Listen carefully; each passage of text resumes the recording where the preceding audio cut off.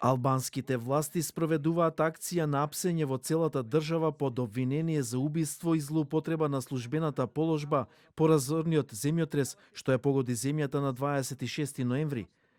Тимовите за истрага за земјотресот во Драч потпишаа 17 наредби за притвор на инвеститори, градежни инженери и официјални лица поради прекршување на безбедносни стандарди при градење.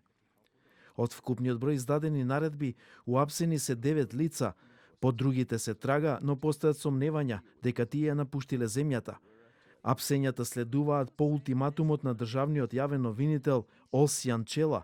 Дел се осомничени за непочитување на стандардите за безбедност на објекти, вклучително и на 2 хотела.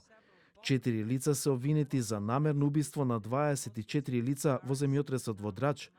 Тројца од нив се сопственици на градежни фирми, додека едниот е раководител на секторот за урбанизам, кој дозволил да се вратат жители во оштетена зграда, во која потоа животот го загубил полициски службеник. Меѓу уапсените се Ружди Джека, градител на хотелот Мирамаре, и Абдула Осман, градител на хотелот Тропикал. Албанската полиција не успеа да го уапси градителот на 4-катната куќа на едно семејство во која животот го загубија 8 членови, а кој веднаш по земјотресот ја напуштил земјата.